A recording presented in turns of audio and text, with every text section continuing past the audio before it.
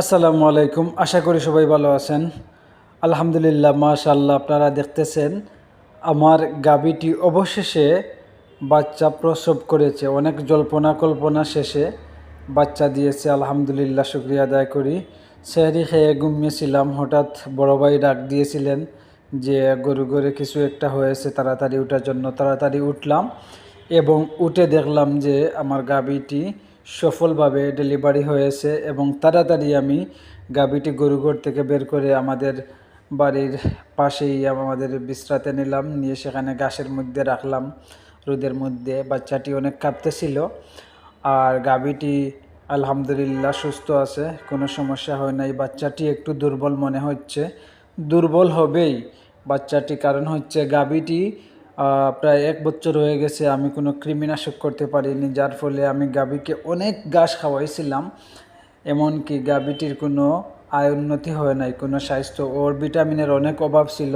Last আমি calcium ওকে খাওয়াইছিলাম, 3 দিন খাওয়ানোর পর ওর গ্যাসের সমস্যা হয়ে অনেক প্রবলেম হয়েছিল। তারপর আমি ডাক্তার আনছিলাম, ডাক্তার এনে তাকে কিছু ওষুধ খাইয়ে তাকে সুস্থ করেছিলাম। তারপর কোনো ক্যালসিয়াম আর খাওয়াইনি, ক্যালসিয়ামটা এখনও রয়ে গেছে। তো যাই হোক, অবশেষে অনেকেই বলছিল আমার গাভীটি প্রেগনেন্ট না, গাভীটি বাঞ্জি হয়ে গেছে, সে বাচ্চা দিবে না। আমি শুধু শুধু গাভীর পিছনে কষ্ট করতেছি, কিন্তু আমার সেই কষ্ট বিফলে যায়নি। আলহামদুলিল্লাহ, গাভীটি অবশেষে একটি বকনা বাছুর দিয়েছে। যদিও এর আগে ষাঁড় বাছুর দিছে, আপনারা দেখছেন আগের ষাঁড় বাছুরটা অনেক বড় হয়ে গেছে, প্রায় 1 বছর হয়ে গেছে।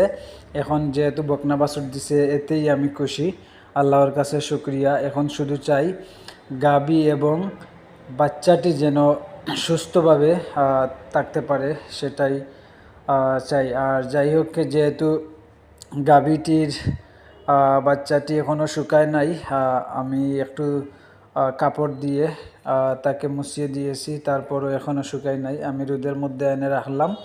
তো যাই হোক, আমার গাভীকে আমি 1 সপ্তাহ পর আমি কৃমিনাশক দিব ইনশাআল্লাহ। কৃমিনাশক দিয়ে কৃমি মুক্ত করতে হইব, তারপরে লিভার টনিক দিতে হবে। এগুলা দেওয়ার পর গাভীটিকে আরও ভালোভাবে কিছু ঔষধ দিয়ে, ভিটামিন ইনজেকশন এগুলা দিয়ে গাভীটিকে আমি একটু সুস্থ করব।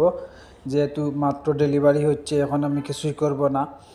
তো যাই হোক, গাভীটির জন্য দোয়া করবেন। গাভীটি বাচ্চাটি দেখতেছেন একেবারে দুর্বল হয়ে গেছে, একেবারে দুর্বল, এখনও সে উঠতে পারতেছে না, তাকে আমি একটু হেল্প করব। তো যাই হোক, আমার বাচ্চাটি এখনও ডাকে নাই, এটা কোনো কারণ হবে কিনা জানি না। তবে যাই হোক, আমার বাচ্চাটি ভালো হবে ইনশাআল্লাহ। অবশেষে যদি শাল দুধটা এখনও ফেলে দেইনি, শাল দুধটা আমি বাচ্চাকে খাওয়াবো।